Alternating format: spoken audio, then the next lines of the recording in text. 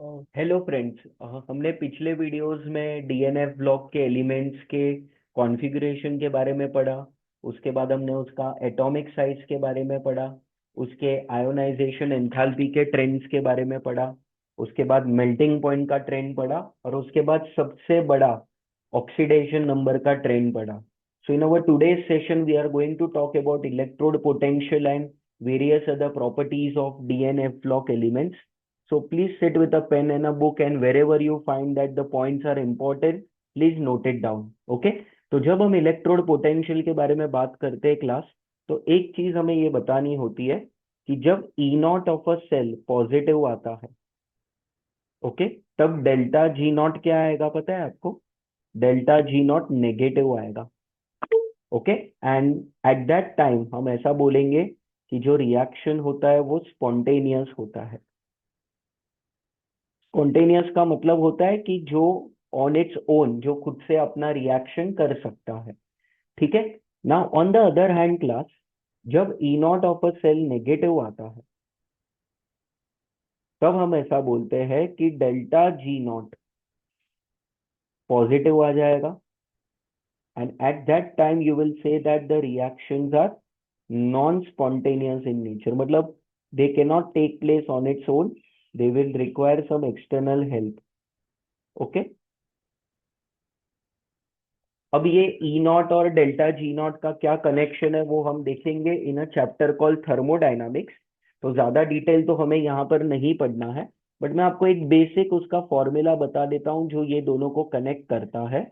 हम ऐसा बोलते हैं कि डेल्टा जी नॉट जो है, so that is minus N F into E naught, जहाँ पे N are the number of electrons that are used in the system. Okay, F is Faraday, जो आप इलेक्ट्रोकेमिस्ट्री में पढ़ोगे, दैट 1 फैराडे इज 96,500 कूलम्स। और जो ई नॉट है वो अपना स्टैंडर्ड सेल पोटेंशियल है। क्लियर हुआ ये? तो ये आपको एकदम अच्छे से पता होना चाहिए। अब वो लोग क्या बोलते हैं कि पहले जो हम डेटा पढ़ेंगे यहाँ पर, वो हम पढ़ेंगे मेटल का +2 से 0 में जाने का पोटेंशियल। जो भी आप 3D सीरीज के बारे में हमें बेसिकली पढ़ना है। सो ई नॉट ऑफ +2 से जब मेटल जीरो ऑक्सीडेशन स्टेट में आएगा, तो it is observe that for 3D series वो सबके लिए नेगेटिव होता है। ओके, सारे जो 3D सीरीज के एलिमेंट्स होते हैं, चाहे वो scandium, titanium, vanadium, chromium, manganese, ion, cobalt, निकल और जिंक, सबके लिए +2 से 0 में आने का जो पोटेंशियल है, that is called SRP value, standard reduction potential. तो वो नेगेटिव आता है। ओनली फॉर कॉपर, जब हम कॉपर के लिए ये वैल्यू लिखते हैं तो वो पॉजिटिव आता है। मतलब कॉपर +2 से 0 में आना चाहेगा, और उसका पोटेंशियल है 0.34 वोल्ट्स। 0.34 वोल्ट्स। सो अब one very big MCQ which says that कि +2 से 0 आने के लिए 3D सीरीज में सारे एलिमेंट्स का पोटेंशियल नेगेटिव है, only for copper. Okay, except for copper, all of them have negative potentials. For copper it is a positive value, and that is 0.34 volts. इससे क्या मतलब निकलता है? इससे मतलब ये निकलता है कि ई नॉट, कॉपर से कॉपर 2+ आप जाओगे, so that is -0.34 volts. Sir ये क्या बात बोल दी आपने? बोलेगा सर वेरी सिंपल, अगर कॉपर +2 से 0 में आ सकता है क्योंकि पॉजिटिव पोटेंशियल है, तो विच मीन्स अगर आप उल्टा करोगे, मतलब 0 से +2 अगर उसको जाना है, तो पोटेंशियल जो है वो नेगेटिव आएगा। और ये है ना, मैंने आपको रिडॉक्स रिएक्शन में बताया था कि E naught of SRP for any element is equal to minus of its SOP value. मतलब मैग्नीट्यूड सेम रहेगा, सिर्फ साइन को रिवर्स कर देना है। बराबर है ये? तो ये आपको एकदम अच्छे से पता होना चाहिए। तो दैट मीन्स कॉपर 0 से +2 में नहीं जाना चाहेगा, कॉपर 0 से +2 में नहीं जाना चाहेगा, और इसीलिए copper can not liberate hydrogen gas when it is treated with HCl। क्यों ऐसा? क्योंकि कॉपर का यहाँ पे जो पोटेंशियल है वो कितना है, 0 है। तो वो 0 से +2 में नहीं जाना चाहता। वो 0 से +2 में क्यों नहीं जाना चाहता? क्योंकि कॉपर का जो सेकेंड आयोनाइजेशन एंथैल्पी होता है वो बहुत ही ज्यादा होता है। मैं लिख देता हूं यहाँ पे कि ionisation enthalpy of copper, IE2 की बात चल रही है यहाँ पे। आयोनाइजेशन एंथैल्पी ऑफ कॉपर 2, मतलब second ionisation enthalpy of copper is a very high value, it is 1958 kilojoules per mole, जो ट्रेंड के हिसाब से बहुत ही ज्यादा है। That means copper will never want to go from 0 to +2 given the conditions, and hence that is the reason why copper cannot liberate hydrogen from HCl। जब आप इसके भाई के बारे में बात करोगे जिंक, तो जिंक को जब आप HCl के साथ रिएक्ट कराओगे तो वो ZnCl2 देगा and hydrogen gas will be liberated. इससे क्या तात्पर्य निकलता है कि zinc can liberate hydrogen from its acid, but copper can not liberate hydrogen from its acid. क्यों ऐसा? क्योंकि जिंक का जो SRP वैल्यू है, यहाँ पे ध्यान दो, जो जिंक का SRP वैल्यू है, SRP of zinc that is Zn+2 से 0, उसका पोटेंशियल है -0.76। दैट मीन्स 0 से +2 अगर उसे जाना है तो उसका पोटेंशियल +0.76 हो जाएगा, और प्लस आया मतलब वो स्पॉन्टेनियसली हो जाएगा। So very important MCQ, out of the 3D series elements only copper is the element which does not liberate hydrogen from its acid, क्योंकि उसका 0 से +2 जो पोटेंशियल है वो नेगेटिव है। ठीक है, इसीलिए copper does not liberate hydrogen from its acid. पर अगर मान लो अगर आपको कॉपर का ऑक्सीडेशन करवाना ही है और आप भयंकर स्ट्रॉन्ग ऑक्सीडाइजिंग एजेंट्स लेकर आ रहे हो, जैसे कॉन्सेंट्रेटेड नाइट्रिक एसिड ले लिया आपने, तो ये नाइट्रिक एसिड में ना नाइट्रोजन अपने मैक्सिमम ऑक्सीडेशन नंबर में है, दैट इज +5। ओके, तो it can act as oxidising agent, तो वो है ना कॉपर को ऑक्सीडाइज तो करके कॉपर नाइट्रेट बना के देगा, वो कॉपर नाइट्रेट बना के देगा। देखो CuNO3 twice and NO2 gas will be liberated. पर आप देखो, भले ही नाइट्रिक एसिड एक भयंकर स्ट्रॉन्ग ऑक्सीडाइजिंग एजेंट है, वो कॉपर को ऑक्सीडाइज तो कर देगा फ्रॉम 0 to +2। देखो कॉपर का ऑक्सीडेशन नंबर यहाँ पे 0 से +2 तो आ गया, but still it can not liberate hydrogen gas from nitric acid, है ना। वो कौन से गैस को लिबरेट करेगा? NO2 गैस को वो लिबरेट कर सकता है। It can liberate NO2 gas, but it can not liberate what? It can not liberate hydrogen. And the same story copper का सल्फ्यूरिक एसिड के साथ है। जब आप कॉपर का रिएक्शन कराओगे कॉन्सेंट्रेटेड सल्फ्यूरिक एसिड के साथ, आप समझो सल्फ्यूरिक एसिड वो भी कॉन्सेंट्रेटेड वाला, it is a very very powerful oxidising agent. तो वो है ना कॉपर को ऑक्सीडाइज तो कर देगा, कॉपर सल्फेट बना तो देगा वो, पर फिर भी वो क्या लिबरेट नहीं करवा सकता?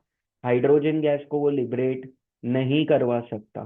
सो वेरी इंपॉर्टेंट स्टेटमेंट जो आपको याद रखना है कि कॉपर जो है does not liberate hydrogen from its acid, it can be oxidise to +2 in presence of concentrated nitric acid and concentrated sulfuric acid, but still it cannot liberate hydrogen gas from its acid। क्या ये clear हुआ पूरा कहानी? Okay, और इसीलिए अब देखो यहाँ पे हमें एक बहुत अच्छा क्वेश्चन करना है, जो कि हम ये +3 से 0, सॉरी +3 से +2 में जो पोटेंशियल है पहले वो कर लेते हैं, उसके बाद हम वो एक क्वेश्चन है वो भी हम करेंगे। ठीक है, सो नाउ तो ये +2 से 0 वाले सारे केसेस थे। अब हम पोटेंशियल पढ़ने वाले हैं E0। मेटल +3 में है और वो आएगा +2 में। बट बिफोर दैट मैं आपको वो +2 से 0 वाला केस NCERT से बता देता हूँ। अगर आप ध्यान से देखोगे तो let me just zoom in a bit.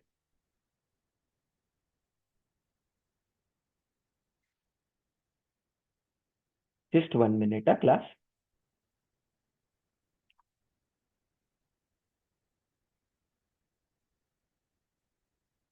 थोड़ा हैंग हो गया है अभी वो। हम्म। हाँ,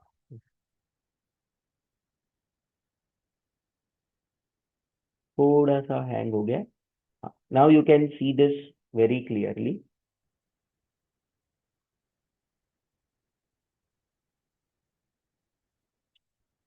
आप देखो ये, मैं थोड़ा स्क्रॉल कर रहा हूँ अब।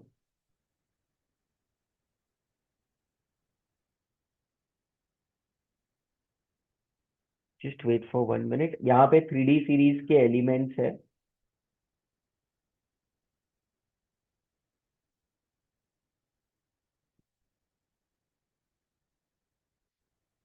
हाँ ये रहा, देखो।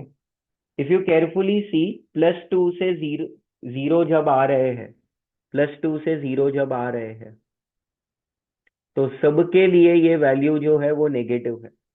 सबके लिए वो ये वैल्यू क्या है, नेगेटिव है। Only for copper see this value is positive. सबके लिए ये नेगेटिव वैल्यू है, सिर्फ कॉपर के लिए जो वैल्यू है वो पॉजिटिव आ रहा है। जा रहा है क्या दिमाग में ये? देखो ये +2 से जीरो वाला केस है, +2 से जीरो वाला केस है। तो ये आपको याद रखना। ठीक है, तो ये एनसीईआरटी का डेटा था जो मैंने आपको बता दिया। अब +3 से +2 में आ रहा है, तो कुछ स्पेसिफिक वैल्यूज हमें पता होना चाहिए। जैसे वो लोग बोल रहे हैं स्कैंडियम, स्कैंडियम +3 से +2 में अगर आ रहा है, अगर वो +3 से +2 में आ रहा है, तो देखो क्या वैल्यू होना चाहिए। +3 से +2 में वो आ रहा है, तो नेगेटिव वैल्यू होना चाहिए, नेगेटिव। और इसका रीजन मैं आपको क्लियरली बता सकता हूँ, देखो। स्कैंडियम का कॉन्फ़िगरेशन क्या होता है, स्कैंडियम में +3 में क्या होता है, और स्कैंडियम के +2 में क्या होता है। ठीक है, वो मैं डेटा बता देता हूँ। स्कैंडियम का एटॉमिक नंबर 21 होता है, so argon it will be 3d1 4s2, तो इट इज लाइक d1s2। इधर आ जाएगा तुम्हारा d0, और इधर आ जाएगा तुम्हारा d1। तो आप देखो ना, अगर d0 से d1 जा रहा है, तो d0 क्या होता है, d0 स्टेबल होता है। और ये वाला d1 क्या हो जाएगा, अनस्टेबल होगा। तो मुझे आप बताओ, कोई स्टेबल से अनस्टेबल जाना चाहेगा क्या? नहीं जाना चाहेगा, और इसीलिए उसका पोटेंशियल देखो क्या आ रहा है, नेगेटिव आ रहा है। समझ में आया ये? Okay. Then the next potential देखो, E0 ऑफ, अगर मैं बोलूं क्रोमियम +3 से +2, तो उसका पोटेंशियल -0.41 वोल्ट है। ये भी नेगेटिव में है। और क्यों ऐसा? क्योंकि अगेन सेम ओल्ड स्टोरी में आपको बता देता हूं कि क्रोमियम जो है, क्रोमियम का कॉन्फ़िगरेशन क्या होगा, फिर क्रोमियम में +3 का क्या होगा, और क्रोमियम में +2 का क्या होगा। देखो, क्रोमियम इज D5S1 होता है, D5S1।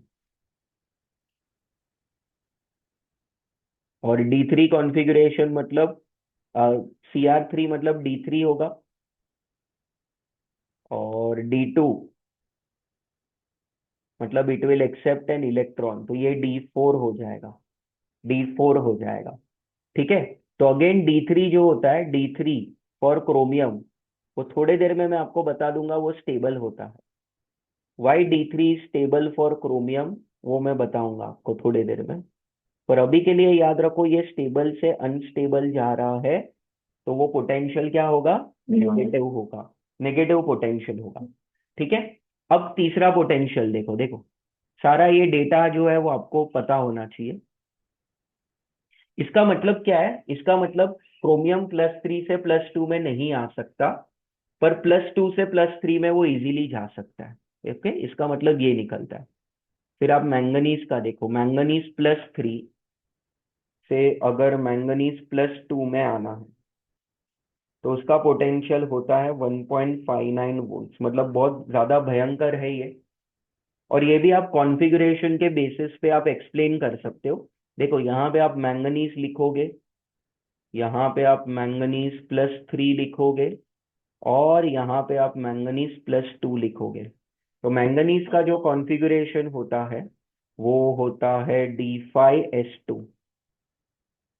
ओके, और Mn3+ विल बी D4, और Mn2+ क्या हो जाएगा, D5। तो D4 से D5 जा रहा है, तो बट ऑब्वियस है वो तो स्टेबल ही होगा, वो तो स्टेबल ही होगा। तो ये वाला अनस्टेबल है, रिलेटिवली अनस्टेबल है। और D5 हाफ फील्ड कॉन्फ़िगरेशन याद करो, high exchange energy, half field D5, तो स्टेबल होगा वो। तो इसलिए पोटेंशियल देखो बहुत भयंकर ज्यादा है, पॉजिटिव पोटेंशियल है। देखो, इट मीन्स दैट मैंगनीज +3 से +2 में इजीली आना चाहेगा। फिर नेक्स्ट वाला देखो, कोबाल्ट का बताता हूँ। Cobalt, E0 of a cobalt +3 से +2, +3 से +2 जब वो आएगा, तो इट इज लाइक 1.97 वोल्ट। तो ये वैल्यू भी बहुत ज्यादा भयंकर पॉजिटिव है। देखो, तो इससे आपको क्या पता चलता है, चलो मैं एक क्वेश्चन करवाता हूँ कि which of this is a best oxidising agent. Okay, better या बेस्ट ऑक्सीडाइजिंग एजेंट कौन है, मैं आपको दो ऑप्शंस देता हूँ।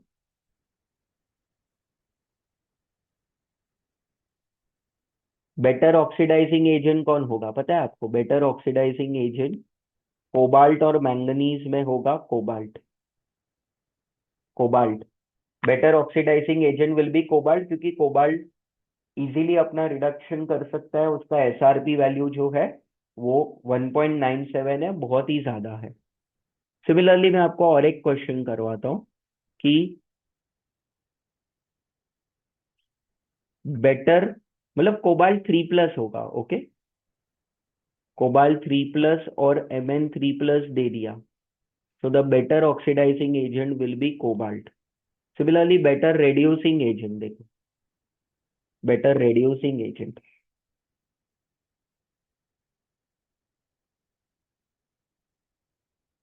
सी बेटर reducing agent मतलब जो खुद का ऑक्सीडेशन कर सकता है, जो खुद का ऑक्सीडेशन कर सकता है, बराबर है ये, जो खुद का ऑक्सीडेशन कर सकता है। यहाँ पे मैं आपको एक कंपैरिजन बता देता हूँ। एक मैं आपको आयन का बता देता हूँ। देखो, आयन का +3 से +2 आने का जो पोटेंशियल है वो 0.77 वोल्ट है। तो अगर मैं आपको कंपैरिजन में बेटर रेड्यूसिंग एजेंट दे दूं, तो who is a better reducing agent, Fe2+ या Cr2+? तो आप बोलेंगे sir Cr2+ is a better reducing agent, क्योंकि Cr+2 से +3 जाने का पोटेंशियल पॉजिटिव होगा। देखो, इसको उल्टा करोगे ना, ये वाले वैल्यू को उल्टा करोगे, और आयन +2 से +3 जाने का पोटेंशियल नेगेटिव होगा। So chromium can easily go from +2 to +3. That means it is undergoing its oxidation. Better reducing agent। जा रहा है दिमाग में ये? तो ये आयन का बता दिया, लो पॉजिटिव वैल्यू है। फिर आप ये वाला देखो, next, E0 of vanadium. Vanadium 3+ से अगर 2+ आना है, तो उसके लिए पहले वेनेडियम का मैं आपको पूरा स्टोरी बता देता हूँ। वेनेडियम है, वेनेडियम 3+ है, वेनेडियम 2+ है। तो scandium titanium vanadium, so it is D3S2, D3S2। और इधर से 3 इलेक्ट्रॉन निकाला, तो ये क्या होगा, D2 होगा, और ये क्या होगा, D3। मतलब ये एक्चुअल में ना स्टेबल बन रहा है, but they say that the potential is little negative, it is little negative, is 0.26 volt होता है, 0.26 वोल्ट होता है स्कैंडियम वेनेडियम का। ठीक है, तो ये आपको एकदम अच्छे से याद रखना है, ये आपको एकदम अच्छे से याद रखना है। तो देखो, 3D सीरीज के ऑलमोस्ट मैंने सारे एलिमेंट्स के बारे में आपको डेटा बता दिया है। इफ यू केयरफुली चेक, देखो यहाँ पे 3D सीरीज का देखो, मैंने आपको वेनेडियम का बताया, क्रोमियम का बताया, मैंगनीज का बताया, आयरन का बताया, कोबाल्ट का बताया, ये सब का मैंने आपको बता दिया। सिर्फ टाइटेनियम का याद रखो, इट इज -0.37। ठीक है। इससे क्या पता चलता है? इससे ये पता चलता है, very very important statement, very very important statement जो मैं यहां पे लिख रहा हूं। इससे ये पता चलता है कि titanium 2+, vanadium, scandium, titanium, vanadium और क्रोमियम। आप देखो, अगर आप टाइटेनियम, वेनेडियम और क्रोमियम देखोगे ना, विच आर दिस एलिमेंट्स, देखो यहाँ पे। हाँ ये देखो, यहाँ पे ध्यान दो। हाँ ये देखो, मैं और थोड़ा साइज कम कर देता हूँ, जूम आउट कर देता हूँ। ये वाला देखो अब, ये देखो, टाइटेनियम ले लो, फिर वेनेडियम ले लो और क्रोमियम ले लो, ये तीनों का +3 से +2 में आने का पोटेंशियल नेगेटिव है। दैट मीन्स +2 से +3 आने का जो पोटेंशियल होगा वो पॉजिटिव होगा। So that means all this are reducing agents, क्योंकि वो खुद का ऑक्सीडेशन कर सकते हैं ना, और जो खुद का ऑक्सीडेशन कर सकते हैं can liberate, can liberate H2 gas from acid. they can liberate H2 gas from an acid। Scandium नहीं, टाइटेनियम, वेनेडियम और chromium. Okay, so they are very good reducing agents and they can liberate hydrogen from their acids। ये बहुत ही भयंकर important statement है, बहुत बार ये ऐसे type के क्वेश्चन जेई मेंस में और नीट में आ चुके हैं। Okay, on the other hand हम ऐसा बोलेंगे कि CO3+, that is cobalt 3+, and manganese 3+ are oxidising agents. तो they are very good oxidising agents, ये हमें याद रखना है। ठीक है, ये हमें याद रखना है। चेक करो, कुछ है डाउट तो पूछो। बहुत ही अच्छा स्टेटमेंट ये हमने यहाँ पे लिख दिया है।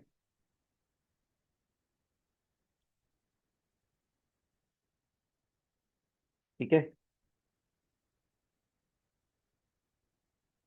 अब हमें एक गिव रीजन करना है कि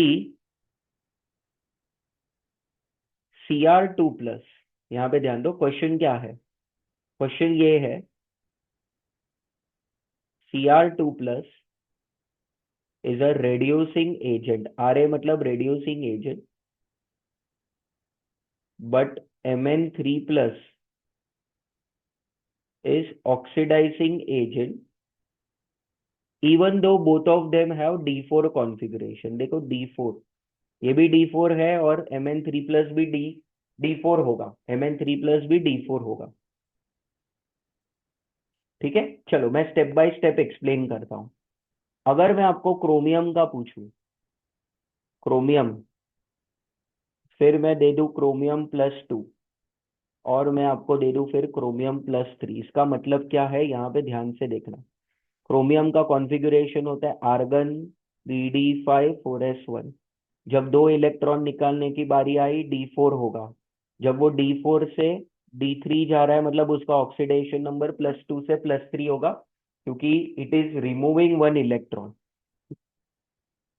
और क्रोमियम के लिए D3 क्या होता है? स्टेबल होता है। D3 क्या होता है? स्टेबल होता है। क्यों ऐसा स्टेबल होता है? क्योंकि इसमें आप जब क्रिस्टल फील्ड थियरी लगाओगे, जो हम नेक्स्ट चैप्टर में पढ़ने वाले हैं, ध्यान से देखना, तो हम ऐसा बोलेंगे, ऊपर 2 ऑर्बिटल्स आएंगे और नीचे 3 ऑर्बिटल्स आएंगे। ठीक है, ये ऐसा कुछ रहेगा। तो यहाँ पे अभी के लिए सिर्फ याद रखो, इनको हम बोलते हैं Eg, ये तीनों को हम बोल देंगे T2G। ये Eg में जो है वो कौन से है? एक तो है dx² - y², और दूसरा है dz²। और ये वाले क्या है पता है? dxy है, फिर dyz है, और dxz है। और अगर आपको ये तीन इलेक्ट्रॉन्स रखने हैं तो आप ऐसे रखोगे, देखो एक के बाद एक। तो इसको हम बोलेंगे, इसका स्टेबिलिटी बहुत ज्यादा है। एज ऑफ नाउ याद रखो, रीजन आप दोगे हाफ फिल्ड T2G। देखो ये T2G Eg तो मैं डिटेल में पढ़ाऊंगा, बट एटलीस्ट आपको ये तो पता है कि हाफ फील्ड वाले ज्यादा स्टेबल होते हैं। क्यों ज्यादा स्टेबल होते हैं, चैट बॉक्स में बताना मुझे जरा।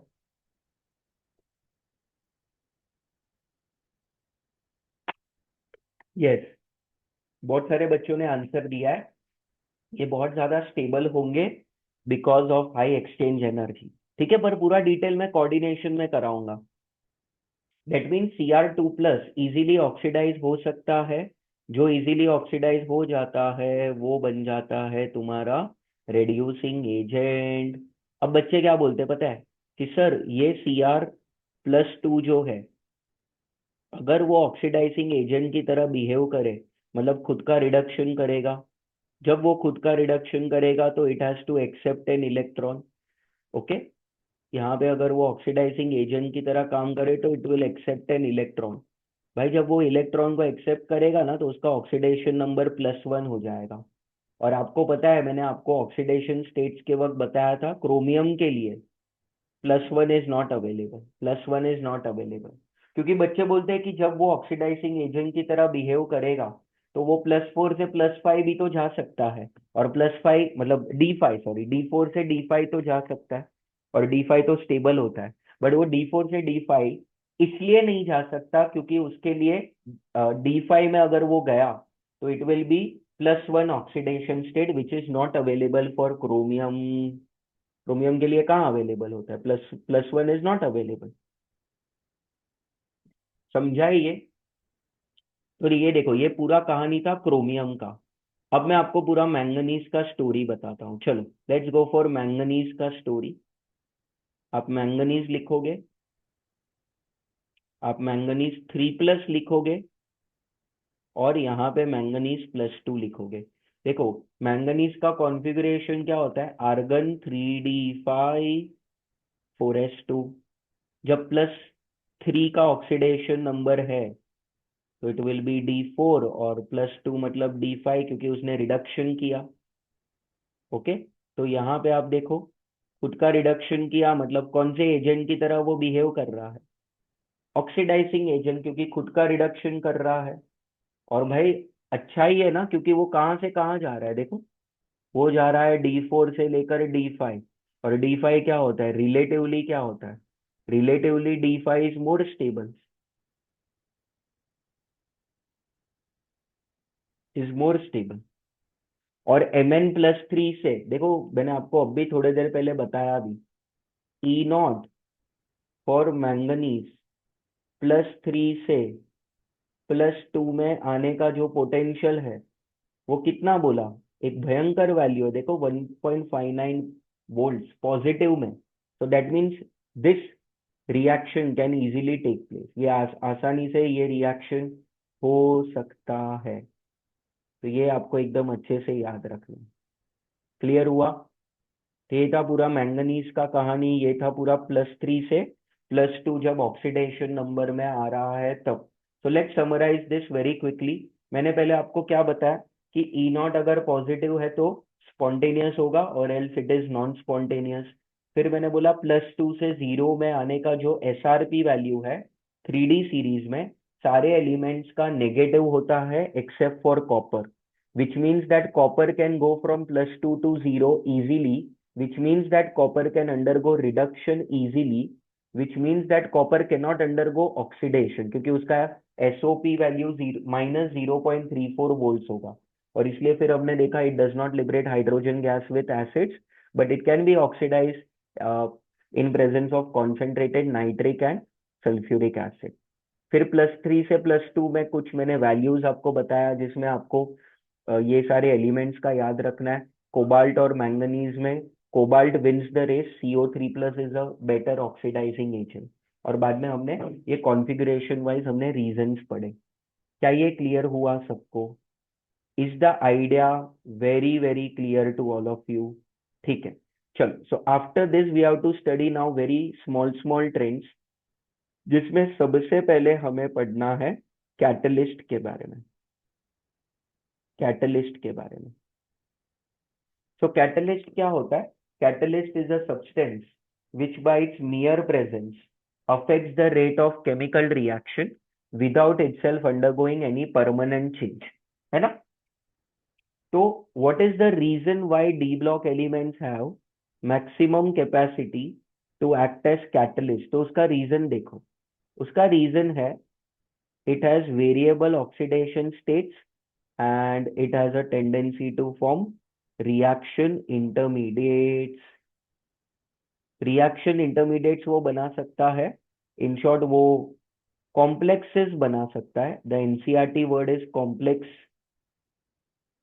इसीलिए दे एक्ट एज कैटलिस्ट। अब ध्यान से देखना, अभी हम धनाधन में सारे एक के बाद एक कैटलिस्ट लिखते जाऊंगा, तो ये MCQ कॉर्नर से आपको याद रखना है। जिसमें पहला कैटलिस्ट आपको ये याद रखना है कि आप निकल ले लो, प्लैटिनम ले लो या पैलेडियम ले लो। So they are used in the process of hydrogenation. Organic compounds का जब आप हाइड्रोजिनेशन करते हो ना, जैसे मान लो अल्कीन्स का करना है, तो you can use this nickel platinum palladium. ठीक है। सेकेंड कैटलिस्ट देखना, सेकेंड कैटलिस्ट। सेकेंड कैटलिस्ट है finely divided iron particles. Finely divided iron particles in what? Haber's process. In Haber's process. And Haber's process is used to prepare what? Ammonia. Ammonia बनाने के लिए काम आता है। ठीक है, तो ये याद रखना है। देन तीसरा कैटलिस्ट, ये वाला बहुत इंपॉर्टेंट है। जैसे ये देखो, स्ट्रक्चर है PH3, फिर ये आ जाएगा थ्राइस, RH और Cl। अब ध्यान से सुनना, ये एक कोऑर्डिनेशन कंपाउंड है जिसका नाम है ट्रिस, नहीं सॉरी, जिसका नाम है क्लोरिडो ट्रिस ट्राइफिनाइल फॉस्फीन रोडियम 1। ना मुझे पता है कि शायद अभी आपको ये आयुपैक नेम समझेगा नहीं, क्योंकि ये कोऑर्डिनेशन कंपाउंड्स में आने वाला है। बट ये याद रखो कि इसको हम बोलते हैं विल्किंसंस कैटलिस्ट। इसको हम विल्किंसंस कैटलिस्ट बोलेंगे। और ये किधर काम आता है बोलने का? Sir, this is also used for hydrogenation of organic compounds. ये भी हाइड्रोजिनेशन में ही काम आता है। फिर नेक्स्ट कैटलिस्ट देखो, ये सारे MCQs है। कौन सा कैटलिस्ट किधर यूज होता है वो पूछते हैं। There is a catalyst called palladium chloride, PdCl2। So PdCl2 is used in which process? It is used in Wackers process। Wacker's process में क्या होता है पता है? आप एक अल्काइन ले रहे हो, जैसे ये आपने इथाइन ले लिया है, और वैकर्स प्रोसेस में आप उसको कन्वर्ट कर दोगे ये वाले कंपाउंड में, जिसका नाम है इथेनल, या फिर उसको एसिटाल्डिहाइड भी बोलते हैं। तो you use palladium chloride as a catalyst.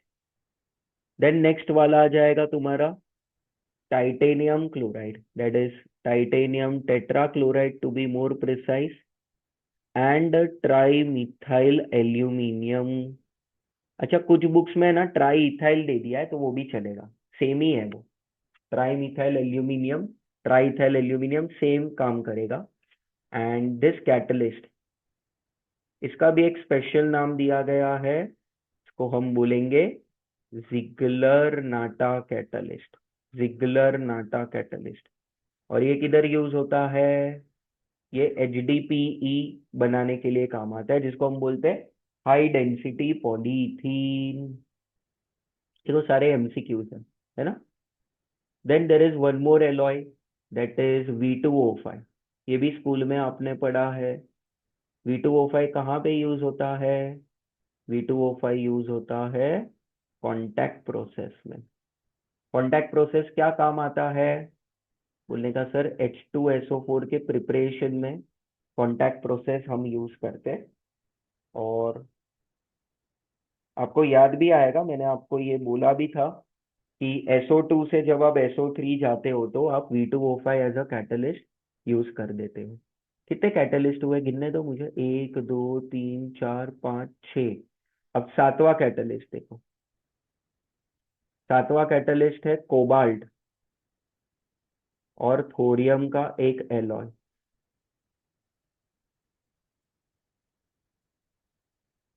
Okay, in Fischer Tropsch process.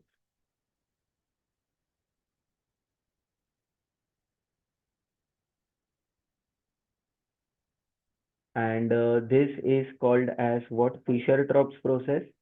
And this is used to prepare gasoline. इसको हम गैसोलीन के प्रिपरेशन में यूज करते हैं। ठीक है, अब देख लेता हूं मैं और कोई कैटलिस्ट याद आ रहा है क्या मुझे। निकल हो गया, आयन हो गया। हाँ, और एक है वो KClO3 का डिकम्पोजिशन। देखो ये वाला, दे से दैट अगर आप पोटेशियम क्लोरेट का डिकम्पोजिशन करना चाहते हो, you want to prepare KCl and O2. So the catalyst that is used is MnO2। Check करो, ये चेक करो जल्दी सारे कैटलिस्ट फटफट, जब तक मैं पानी पीता हूँ।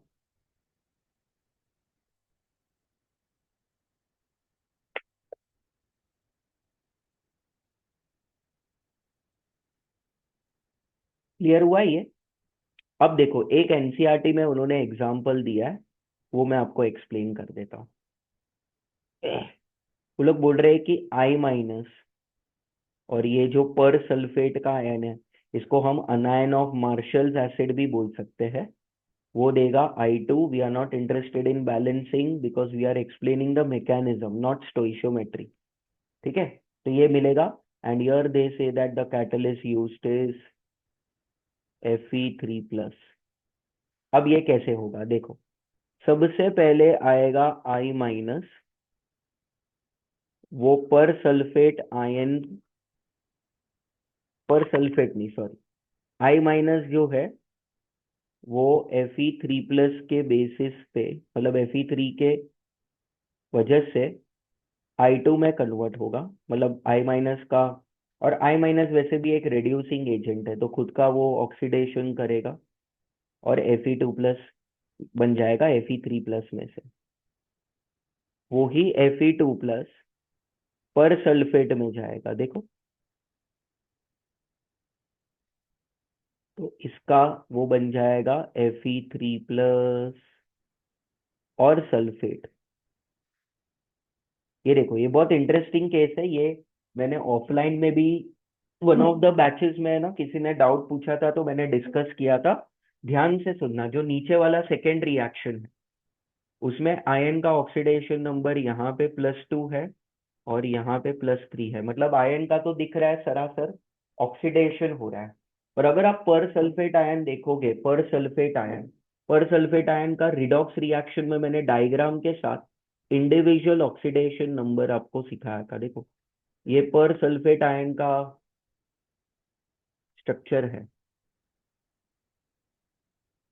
O-, यहाँ पे O, फिर O, sulphur, double bond O, double bond O, O।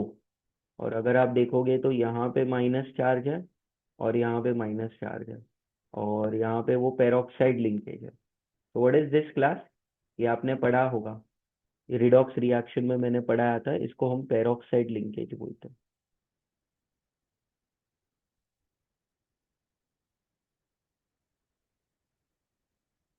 Peroxide linkage है।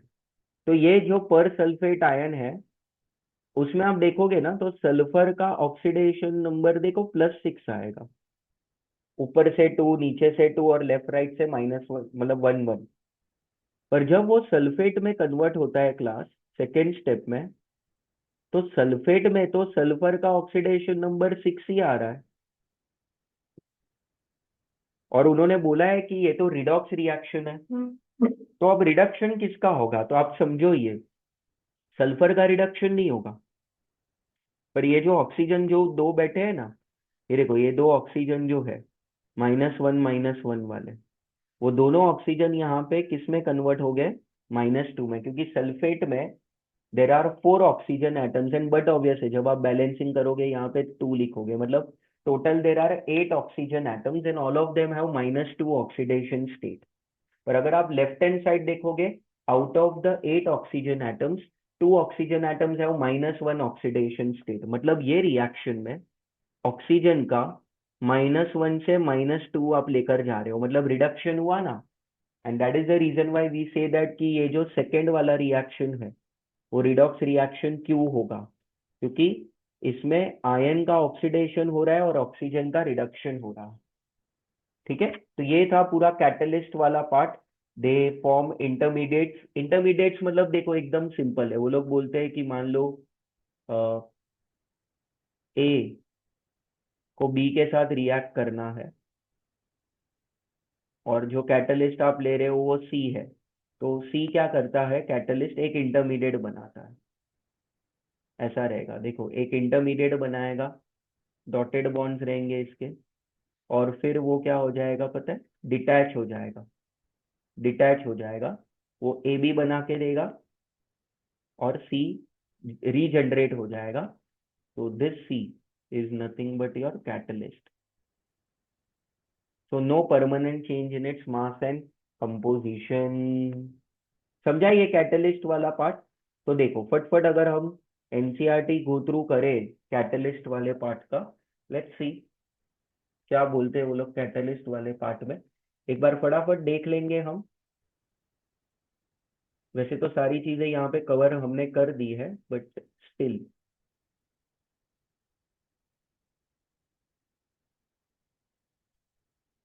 कैटलिस्ट वाला पार्ट आएगा अभी, देखो हैंग हो गया है वापस, तो जस्ट वेट फॉर 30 सेकेंड्स।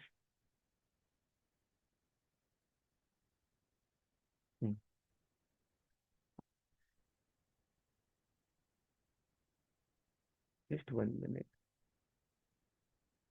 ये देखो कैटलिस्ट वाला पार्ट है। ओके, तो फटफट कुछ इंपॉर्टेंट पॉइंट्स हम पढ़ लेते हैं। ये देखो वो लोग क्या बोल रहे हैं यहाँ पर, वेनेडियम ऑक्साइड V2O5 बोला ना, V2O5 is used in contact process, finely divided iron is used in Haber's process, ये किया है हमने। फिर मैंने बोला ना nickel platinum palladium is used in catalytic hydrogenation reactions. Okay, so अगर आप ये देखोगे कि why do they act as catalyst, तो देखो second line, this activity is ascribed to ability to adopt, ध्यान से देखना, multiple oxidation state and to form complexes. मैंने बोला था ना मल्टीपल ऑक्सीडेशन स्टेट मतलब वही हुआ वेरिएबल ऑक्सीडेशन स्टेट, और वो इंटरमीडिएट बना सकता है। फिर मैंने बोला भी था आपको, याद है कि एनसीईआरटी में द वर्ड यूज है कॉम्प्लेक्सेस, दोनों का मतलब यहाँ पे सेम है। ठीक है, ये वाला हो गया। अब रुको, इसमें बेसिक इंपॉर्टेंट वही है कि वो एक्टिवेशन एनर्जी को कम करता है, वो हमने केमिकल काइनेटिक्स में पढ़ लिया है ऑलरेडी। और वो देखो आयन वाला रिएक्शन उन्होंने दिया है, पर सल्फेट वाला, देखो ये वाला रिएक्शन, ये I- और पर सल्फेट वाला। So this reaction is catalysed by whom, Fe3+, देखो Fe3+, और ये रिएक्शन दिया है। ठीक है, इसके अलावा जो भी मैंने आपको कैटलिस्ट दिया, चाहे वो MnO2 वाला हो या फिर विल्किंसंस कैटलिस्ट, वो आगे कहीं ना कहीं दिया है, या तो फिर एक्स्ट्रा आपको याद रखना ही है, even if it is not there in NCERT. समझा ही ये। ओके, तो ये था पूरा अपना कैटलिस्ट का कहानी। अब हम जाएंगे एलॉयस की तरफ, Alois. Okay, so this is another property, Alois के बारे में हमें पढ़ना है। So why do D block elements have maximum tendency to form alloys? तो बोलने का सर सिमिलर, आप ऐसे याद रखोगे, स्मॉलर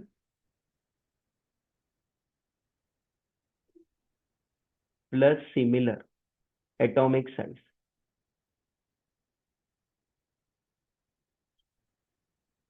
ठीक है, क्योंकि उनका एटॉमिक साइज ऑलमोस्ट सिमिलर होता है, they can be used as alloys. और अगर आपको किसी ने पूछा कि भाई एलॉय का मतलब बताओ, तो आप ये बोलेंगे it is a homogeneous mixture.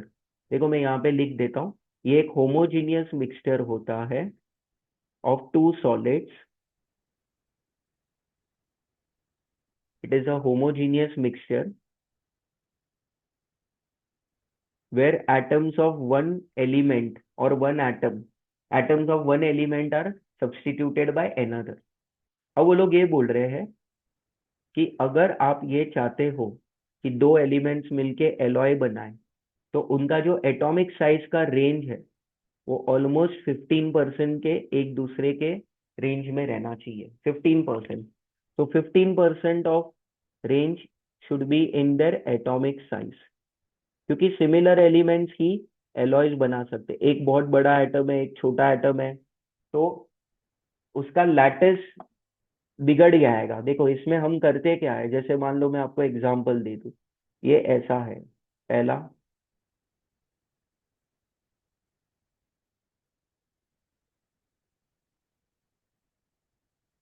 ये देखो ऐसा है,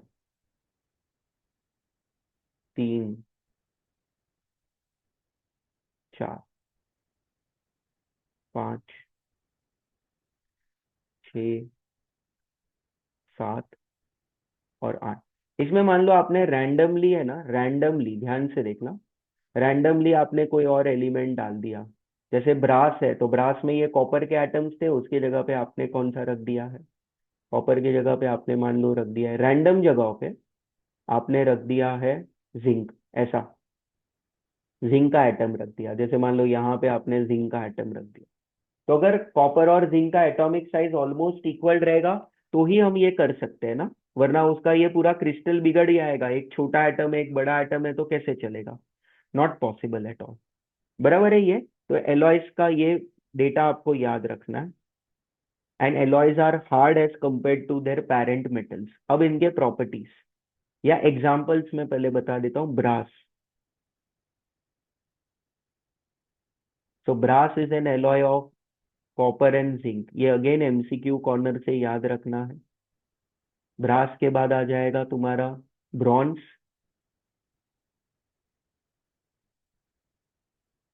तो bronze is an alloy of copper and tin. फिर ये जेडबलई में आ चुका है, पर एनसीईआरटी में नहीं दिया था जब आया था, अभी भी नहीं दिया है, तो ये एक्स्ट्रा हमें याद रखना है। जर्मन सिल्वर, तो German silver consist of what, copper, zinc and निकल। देखो ये स्कैम है, अपने साथ स्कैम हो गया। नाम में सिल्वर लिखा है but silver is not present in German silver. ठीक है, याद रखना है ये। और ऑप्शन में सिल्वर दिया था, तो बच्चों ने वही मार्क कर दिया। Gun metal, gun metal is also not there in NCERT. तो गन मेटल में आपको ये याद रखना है, कॉपर, जिंक और टिन रहेगा। बराबर है ये। Then there is one more alloy जो आपको याद रखना है, that is UK copper. UK copper याद रखो, ठीक है। तो यूके कॉपर क्या होता है, कॉपर कोटेड स्टील होगा, कॉपर कोटेड स्टील।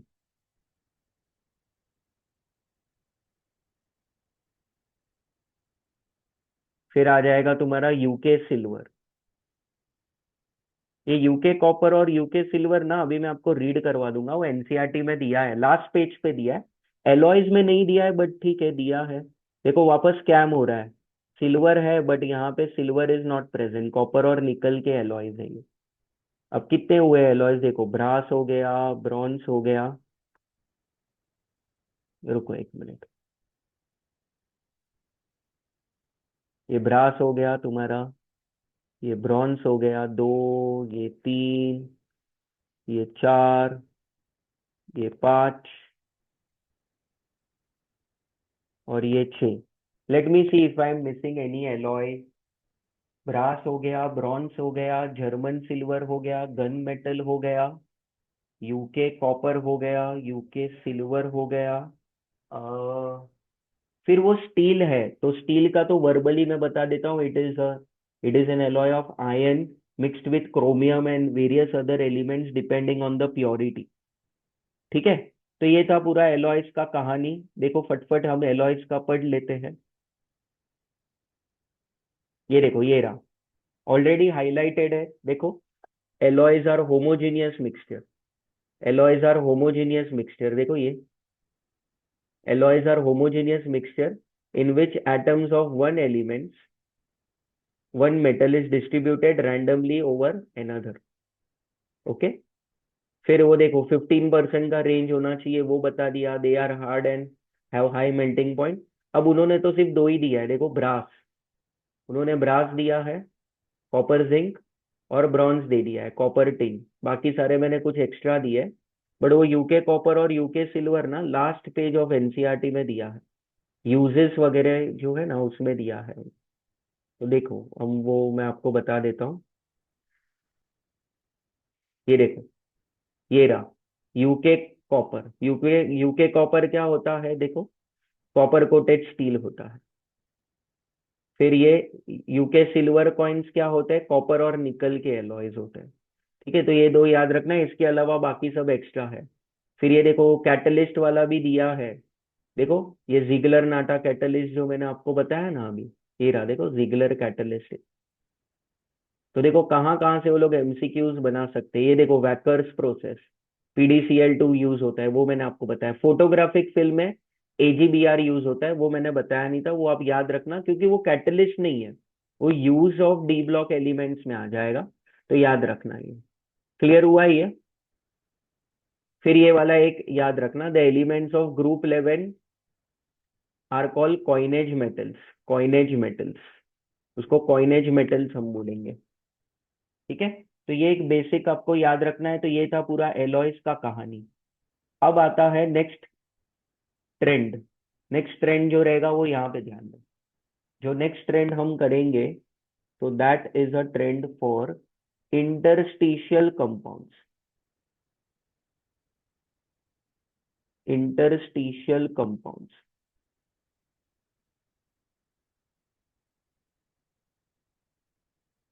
अब इंटरस्टिशियल कंपाउंड्स में क्या होता है, बोलेगा सर अगर मान लो आपने ये डी ब्लॉक के बड़े बड़े एटम्स ले लिए ऐसे, मान लो आपने ये कोई टाइटेनियम का एटम है या आयन का एटम है, ठीक है, ऐसा कुछ आपने ले लिया,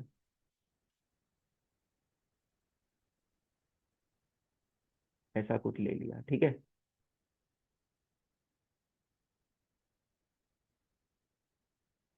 ऐसा कुछ आपने ले लिया है। So this are larger D block atoms का crystal.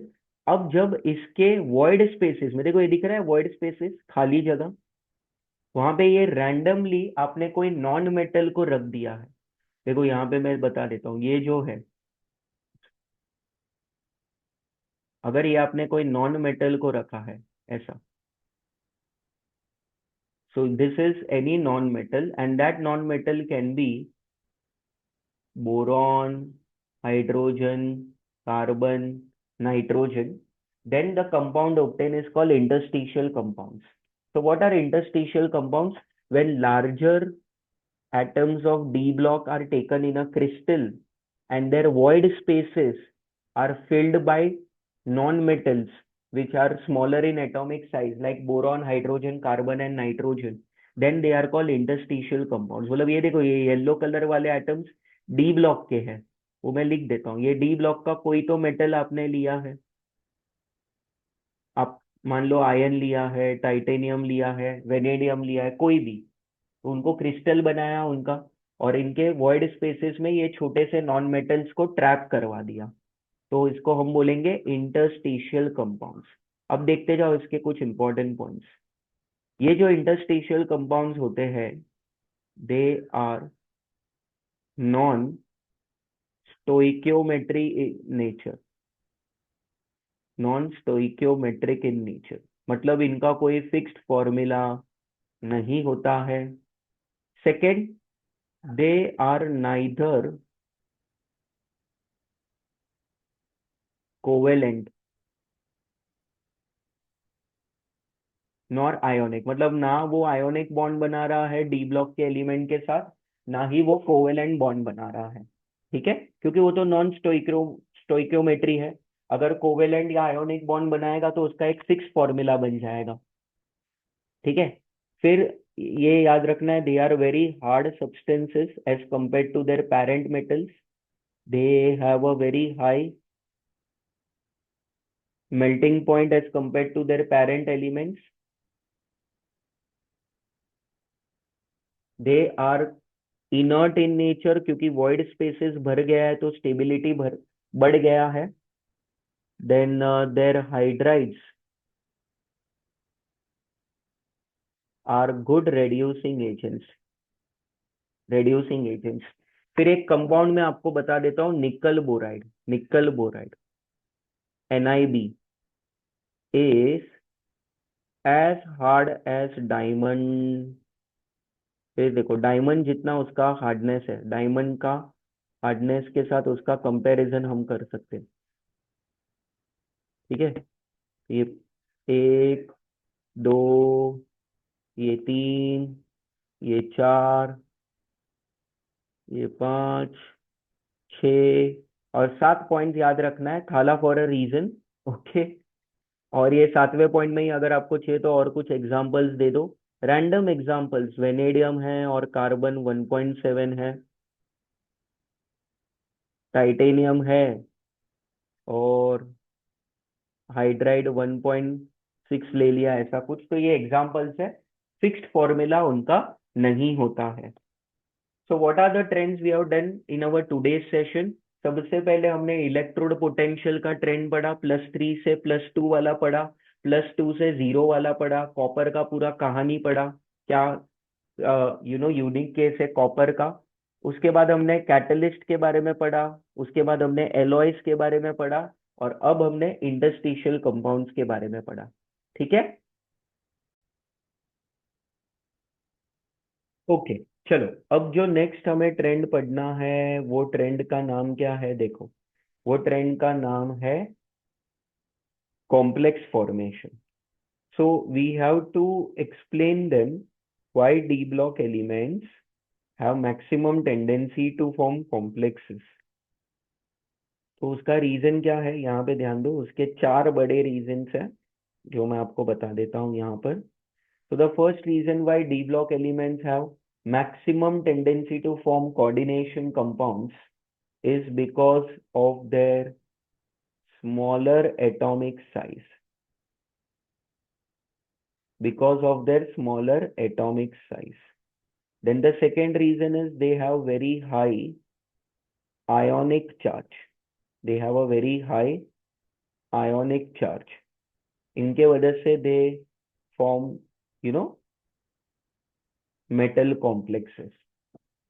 The third reason is because of high charge density. They have a very high charge density.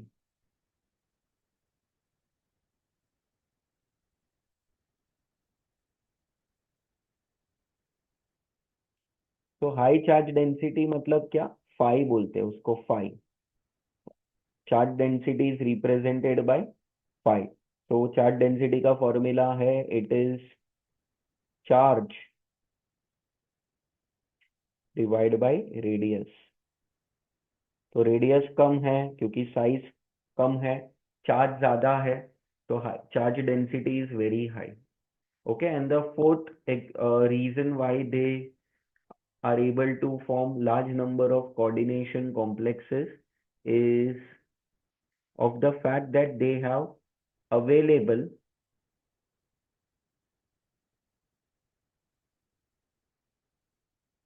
incomplete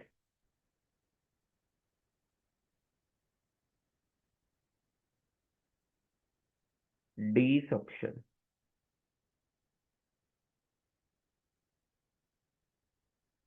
So these are the four reasons why class D block elements have maximum tendency to form complexes. ठीक है, तो ये हमें एकदम अच्छे से पता होना चाहिए। अब आप देखोगे तो यहाँ पे इसके कुछ एग्जाम्पल्स मैं आपको दे रहा हूँ। जैसे पहला एग्जाम्पल है PT Cl4 2 minus and Pd Cl4 2 minus। क्या ये क्लियर हुआ? यस। तो बस इसके बारे में इतना ही पढ़ना है। अगर आप एनसीईआरटी भी देखोगे तो इतना ही दिया है regarding the metal complexes. So will just go through it very quickly. यहाँ पे दिया हुआ है। I have shared my screen. ये देखो, फॉर्मेशन ऑफ कॉम्प्लेक्सेस में आपको दिखेगा। फॉर्मेशन ऑफ कॉम्प्लेक्सेस में आपको दिखेगा। देखो, complex compounds are those in which metal ion binds to anions और neutral molecules. Okay, a few examples. ये कुछ एग्जांपल्स दे दिए। देखो, कोऑर्डिनेशन कंपाउंड्स मैंने दो एग्जांपल्स दिया है। You don't have to worry, we are going to do more than 100 nomenclature structures. Okay, तो आपको टेंशन नहीं लेना है। और इसमें देखो, स्टार्टिंग वाले पार्ट में ऊपर दिया है कि the transition metals form large number of complexes and this is due to their comparatively small size and high ionic charge and availability of d orbitals। तो वही लिखा है जो हमने बोर्ड पर लिखा हुआ था। ठीक है, so this was one of the properties. Now the next property जो हमें पढ़ना है वो भी बड़ा सिंपल प्रॉपर्टी है, बड़ा आसान प्रॉपर्टी है। और वो क्या है? वो प्रॉपर्टी को हम बोलेंगे मैग्नेटिक कैरेक्टर। यहाँ पे ध्यान दो।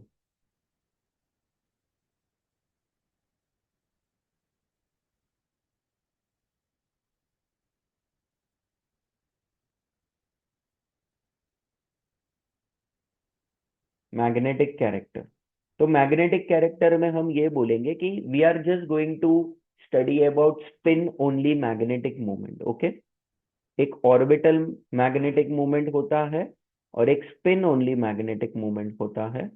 तो स्पिन ओनली मैग्नेटिक मोमेंट का सिंबल म्यू होता है और उसका फॉर्मूला होता है n into n plus two का square root. It is n into n plus two का स्क्वायर रूट। यहाँ पे ध्यान दो,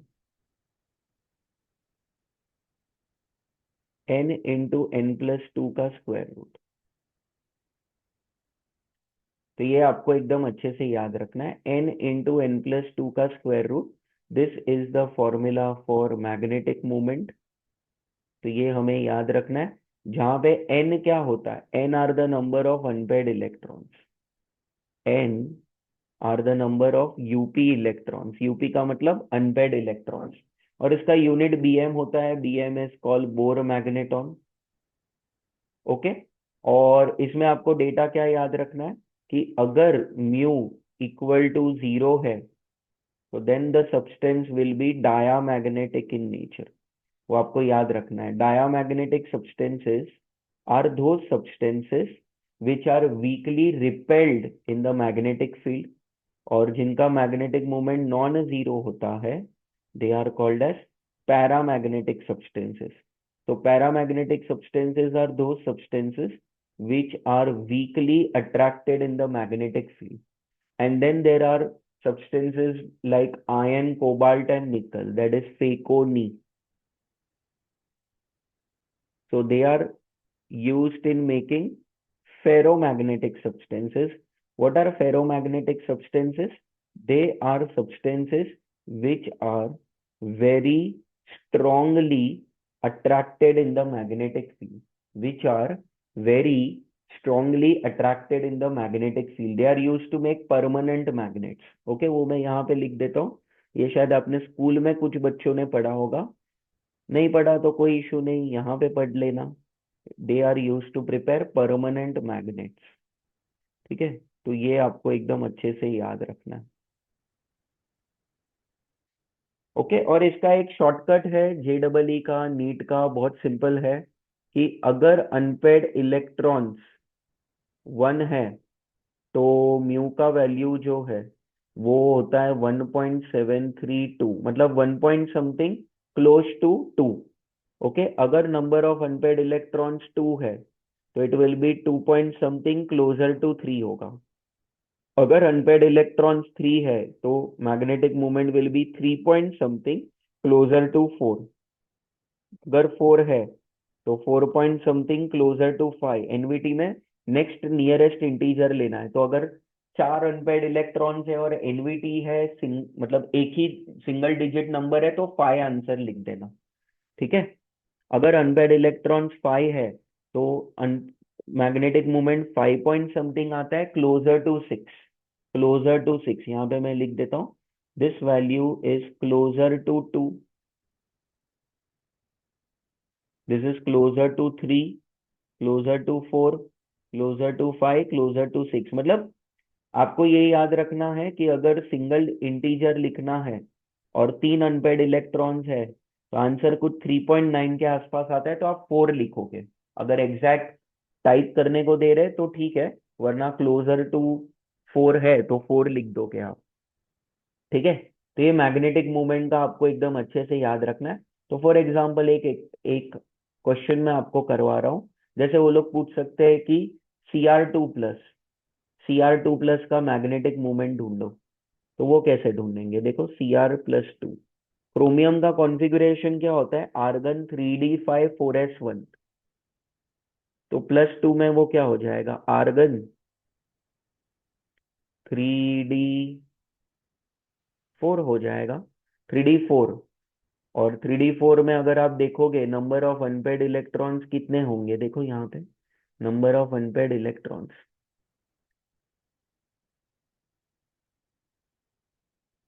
1 2 3 और 4 5। यहाँ पे ध्यान दो, कितने अनपेड इलेक्ट्रॉन्स होंगे, 4 अनपेड इलेक्ट्रॉन्स है। सो म्यू का वैल्यू क्या आएगा, 4 पॉइंट समथिंग आएगा। 4 × 4 + 2 होगा ना, 8 4 = 32। तो 4 पॉइंट समथिंग, नहीं, एक मिनट, 4 × 4 + 2, 24, √24 आएगा, सॉरी। √24 इज लेस देन √25, मतलब it will be 4 point something closer to 5। तो एनवीटी है तो 5 आ जाएगा। बस ऐसे टाइप के क्वेश्चंस पूछ सकते हैं। और क्या पूछेंगे पता है, 4 आयंस दे देंगे और बोलेंगे इसमें से डायामैग्नेटिक कौन है, इसमें से पैरामैग्नेटिक कौन है। तो ऊपर के रूल्स यूज करना है कि अगर मैग्नेटिक मोमेंट 0 आया, मतलब आप ऐसे भी याद रख सकते हो कि अगर अनपेड इलेक्ट्रॉन्स नहीं है तो डायमैग्नेटिक होगा, अगर अनपेड इलेक्ट्रॉन्स है तो पैरामैग्नेटिक होगा। क्या ये क्लियर हुआ? Is this clear to all of you? Yes. If this is clear, then we will go for the last property for today, and that property is called colours.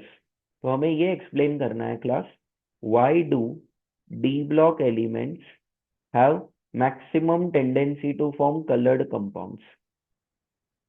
तो पहले ना आप इसके रीजन समझ लो, why do d block elements और transition metals form coloured compounds. उसके reasons है, 5 रीजंस है, वो मैं पांचों आपको बता देता हूँ। ठीक है, there are 5 reasons.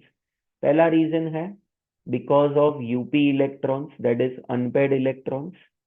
Second is due to DD transition. DD transition के बारे में डिटेल में हम कोऑर्डिनेशन कंपाउंड्स में जब हम सीएफटी पढ़ेंगे, क्रिस्टल फील्ड थियरी, उसमें आएगा। तीसरा है चार्ज ट्रांसफर, बोलेंगे इसको हम, चार्ज ट्रांसफर। चार्ज ट्रांसफर दो तरीके से होता है। एक होता है एलएमसीटी, जिसको हम बोलेंगे ligand to metal charge transfer, जो मोस्ट ऑफ द टाइम्स हम ऑब्जर्व करेंगे। फिर एक होता है metal to ligand charge transfer. Okay, detail में नहीं पढ़ना है, सिर्फ ये याद रखना है कि दो टाइप्स के चार्ज ट्रांसफर हमें पढ़ना है। ठीक है। फिर फोर्थ रीजन जो है, it is due to geometry, it is due to geometry, geometry of the complex. ठीक है। और जो फिफ्थ रीजन है, अगर आप फिफ्थ रीजन देखोगे तो it is because of strength of the ligands. Ligands के फील्ड स्ट्रेंथ पे भी डिपेंड करता है, स्ट्रेंथ ऑफ लिगेंड्स।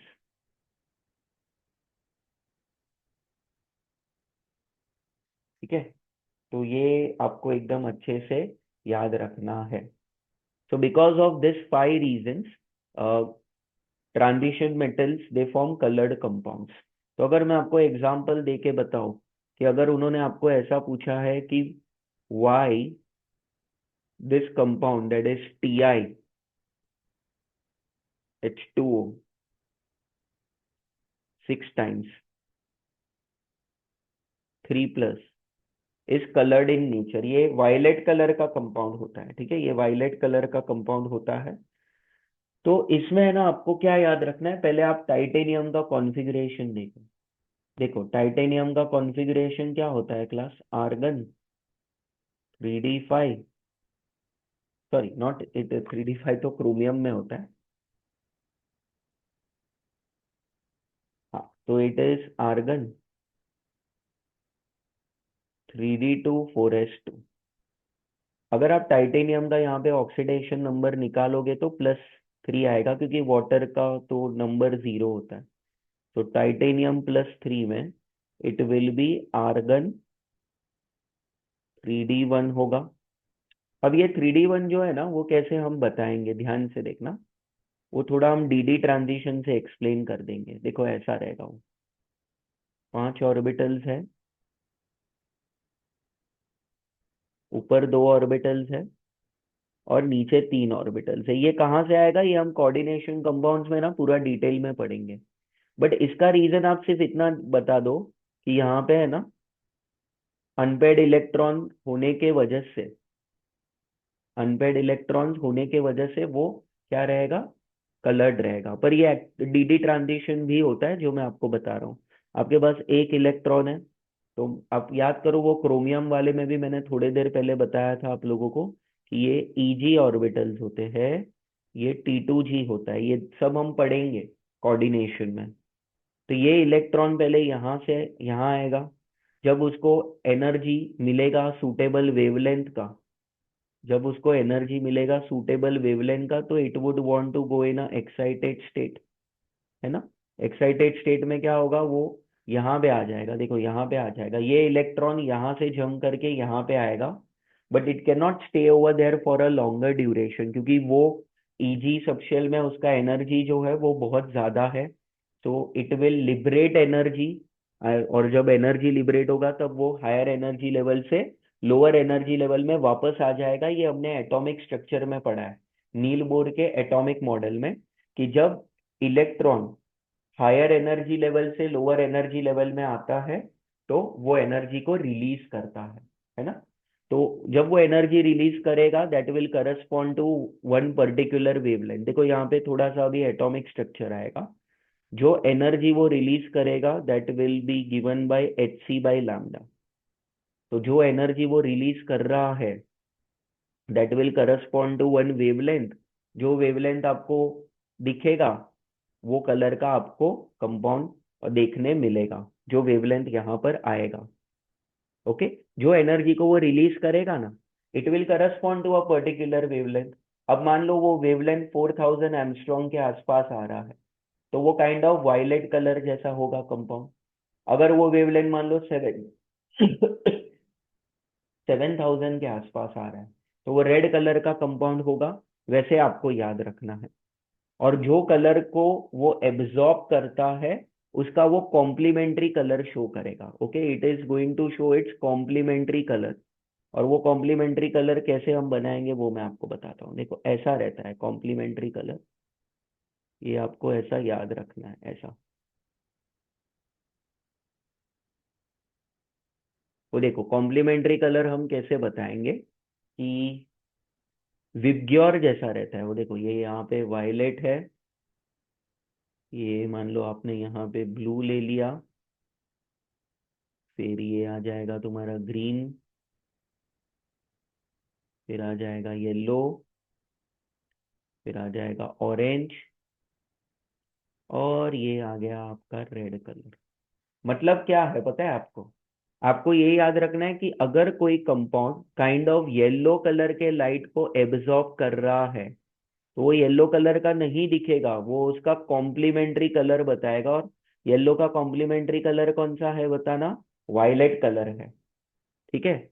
अगर कोई कंपाउंड, ओके, हम ऐसा बोल रहे हैं कि अगर कोई कंपाउंड ब्लू कलर के लाइट को एब्जॉर्ब कर रहा है, तो उसका कॉम्प्लीमेंट्री कलर क्या होगा? ब्लू कलर नहीं होगा, उसका कॉम्प्लीमेंट्री कलर क्या होगा? ऑरेंज जैसा होगा।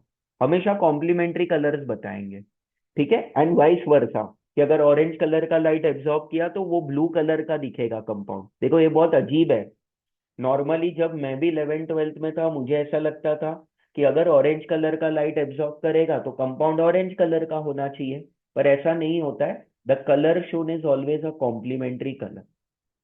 और अब आप ये वाला देखो, इसमें अगर मैं ऐसा बोलूं कि अगर रेड कलर के लाइट को एब्जॉर्ब करे तो वो ग्रीन कलर का दिखेगा आपको, ग्रीन कलर का। And vice versa, green colour का लाइट एब्जॉर्ब करेगा तो रेड कलर का आपको कंपाउंड देखने मिलेगा। समझ में आया ये? तो मेजर ये आपको कॉम्प्लीमेंट्री कलर्स के बारे में पता होना चाहिए। ये अभी हम एनसीईआरटी से गो थ्रू भी करेंगे।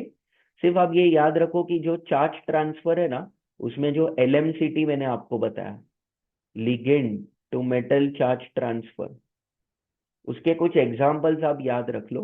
जैसे पहला एग्जाम्पल है KMnO4, वो पर्पल कलर का होता है, ठीक है।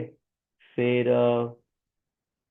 क्रोमेट आयन, वो येलो कलर का होता है।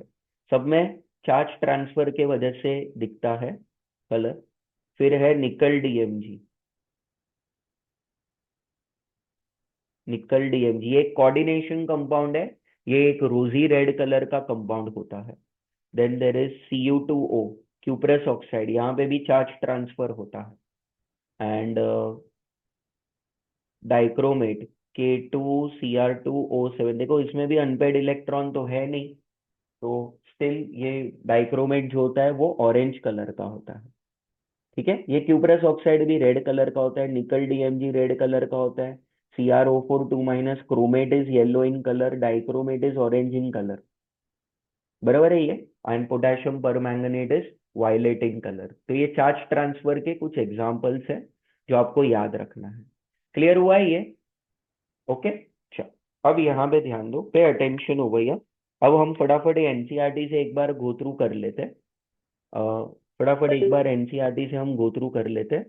यहाँ पे ध्यान दो, कलर्स वाला पार्ट और ये magnetic character.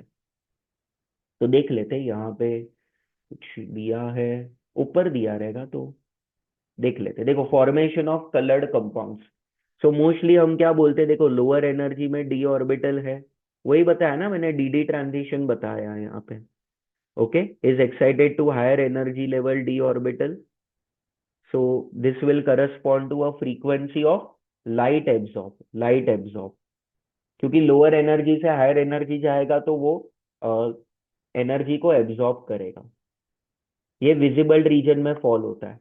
The colour observe corresponds to complementary colour of the light absorb. देखो जो कलर के लाइट को वो एब्जॉर्ब कर रहा है उसका कॉम्प्लीमेंट्री कलर शो होगा। So the frequency of light absorb is determined by the nature of the ligand. मैंने बोला ना नेचर ऑफ द लिगेंड पे डिपेंड होता है कलर। मैंने तो 5 रीजंस आपको बताया। एक्वस सोल्यूशन में है ना, ये कुछ कलर्स दिया है, वो एक बार सिर्फ आप देख लेना। ऐसा डायरेक्टली वो लोग नहीं पूछेंगे कि आपको Ti3+ का कलर क्या है, ओके। बट क्योंकि ये एनसीईआरटी में दिया है, दे कैन आस्क यू, तो एक बार सिर्फ देख लेना कि कोई भी आयन कलरलेस कब होता है, जब उसके पास अनपेड इलेक्ट्रॉन्स ना हो। जैसे मैं आपको बता दूं स्कैंडियम+3, इफ आई आस्क यू स्कैंडियम+3 का कहानी, तो स्कैंडियम इज आर्गन 3D14S2, और स्कैंडियम 3+ क्या होगा? आर्गन 3D0, मतलब डी में 0 इलेक्ट्रॉन्स है। So no unpaired electrons, no UP electrons. तो अगर अनपेड इलेक्ट्रॉन्स नहीं है तो याद रखना, वो मैंने थोड़ी देर पहले बताया, वो डायमैग्नेटिक होगा और कलरलेस होगा। तो ये बहुत बार जेई में नीट में पूछा गया है, which of the ions is coloured in nature. तो अनपेड इलेक्ट्रॉन्स देखो, जहाँ पे अनपेड इलेक्ट्रॉन्स है वो कलर्ड होगा, जहाँ पे अनपेड इलेक्ट्रॉन्स नहीं है वो कलरलेस होगा। देखो Ti4+ में भी अनपेड इलेक्ट्रॉन नहीं है तो वो कलरलेस होगा। अब जिंक+2 में देखो, जिंक का कॉन्फ़िगरेशन होता है आर्गन 3D10 4s2, Zn2+ में वो हो जाएगा आर्गन 3D10, 3D10 में सारे इलेक्ट्रॉन्स पेड है, तो वहां पे कोई भी अनपेड इलेक्ट्रॉन्स नहीं है तो वो भी कलरलेस हो जाएगा। ठीक है। Mn3+ वायलेट कलर का है, मतलब वो सिर्फ डेटा है जो याद रखना है। This is just one data जो आपको एक बार देख लेना है, एक बार देख लेना है ये। ठीक है। मेजरली वो लोग कलर है या कलरलेस है वो पूछते हैं। ओके, एग्जैक्ट कलर तो अभी तक पूछा नहीं है। ओके, बट ठीक है, एक बार सिर्फ देख लेना। जैसे Cu2+ एक्वस में ब्लू कलर होता है, वो तो आपको पता ही है, वो तो पता ही है आपको। ठीक है। Fe2+ फेरस सल्फेट, जिसको ग्रीन विट्रियोल बोला था ना, green vitriol, ferrous sulphate Fe2+ is green in colour. ठीक है, तो वो एक एक बार देख लेना। मोस्टली मैं वापस रिपीट कर देता हूँ बच्चों, mostly they will ask you whether the given ion is coloured और कलरलेस, तो वो अनपेड इलेक्ट्रॉन से आ जाएगा। अगर अनपेड इलेक्ट्रॉन्स है तो कलर्ड होगा, अगर अनपेड इलेक्ट्रॉन्स नहीं है तो कलरलेस होगा। बट ठीक है, एक बार उन्होंने ये एनसीईआरटी में दिया है तो एक बार सिर्फ कलर्स देख लेना। ठीक है, तो ये कलर्स वाला है, और ये सारे जो कलर्स है वो एक्वस कंडीशन में है। एक्वस कंडीशन में देखो, यहाँ पे मैं थोड़ा सा हाईलाइट करके भी बता देता हूँ, ये बच्चे भूल जाते हैं। They are first row transition metals in aqueous condition, aqueous condition में। ठीक है। अब यहाँ पे देखो मैग्नेटिक मोमेंट, सबका मैग्नेटिक मोमेंट देखो, अनपेड इलेक्ट्रॉन स्कैंडियम+3 में 0 है, तो मैग्नेटिक मोमेंट 0 रहेगा। ठीक है। बाकी सब में देखो ये कैलकुलेटेड वाला है, मैंने बोला ना, एक अनपेड इलेक्ट्रॉन रहेगा तो 1 पॉइंट समथिंग, दो है तो 2.84, थ्री है तो 3.87, फोर है तो 4.90, फाइव है तो 5.2, ऐसे आएगा, याद रखना है आपको। ठीक है। बट ये देखो ऑब्जर्व्ड वैल्यूज कुछ रेंज में दिया है। ओके, ऑब्जर्व्ड वैल्यू में थोड़ा सा डिस्क्रिपेंसी आ सकता है, तो वो आपको याद रखना है। और ये भी हम हाइड्रेटेड फॉर्म में ही कर रहे हैं या फिर सॉलिड स्टेट में भी करेंगे। देखो the experimental data are mainly for hydrated ions in solution और इन सॉलिड स्टेट। थोड़ा सा अलग होता है ऑब्जर्व्ड मैग्नेटिक मोमेंट। अगेन ऐसा थोड़ी पूछेंगे आपको कि भाई Fe2+ का रेंज बता दो, आपको वो लोग exact magnetic moment calculated value ही अभी तक पूछा है। और इसको हम देखो स्पिन ओनली मैग्नेटिक मोमेंट बोलेंगे। मैंने बोला ना, ऑर्बिटल मैग्नेटिक मोमेंट हम नहीं पढ़ते, we study only the spin magnetic moment. ये देखो ये उसका फॉर्मूला है। बोर मैग्नेटॉन उसका यूनिट है जो हमने किया, n × n+2 का square root, where n are the number of unpaired electrons, ये किया हमने। बस तो इतना ही है देखो मैग्नेटिक कैरेक्टर में। डायमैग्नेटिक का है ना, उन्होंने एग्जाम मतलब ये दे दिया है definition. So they are paramagnetic are attracted where as diamagnetic are repelled. फिर फेरोमैग्नेटिज्म का भी दे दिया है उन्होंने, यहाँ पे ध्यान, फेरोमैग्नेटिज्म का भी दे दिया है, तो वो मैं आपको बता देता हूँ। देखो स्ट्रांगली अट्रैक्टेड जो है वो फेरोमैग्नेटिक रहेगा, मैंने बोला था ना, आयन कोबाल्ट और nickel. So they are used in making permanent magnets. ठीक है, तो ये आपको याद रखना है।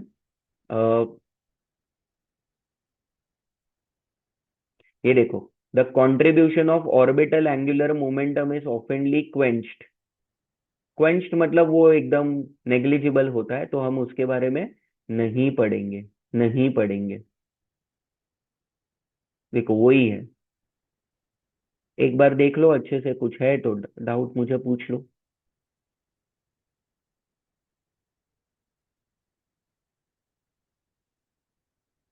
ये देखो, नंबर ऑफ अनपेड इलेक्ट्रॉन्स बढ़ेंगे तो मैग्नेटिक मोमेंट भी बढ़ने वाला है, मैग्नेटिक मोमेंट भी बढ़ने वाला है।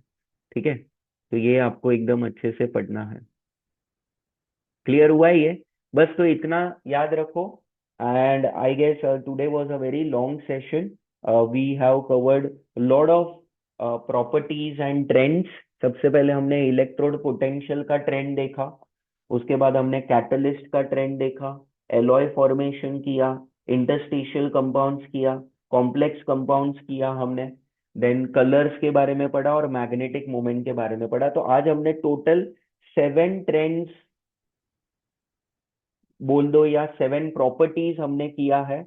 So make a proper notes out of it, and when we meet next time we are going to do 2 important compounds of D block, that is of 3D series, that is KMnO4 and K2Cr2O7, very important session. उसके हम MOPs और chemical reactions पढ़ेंगे। ठीक है, until we meet for the next time, study well and जय Shri Krishna, till the next time, bye guys.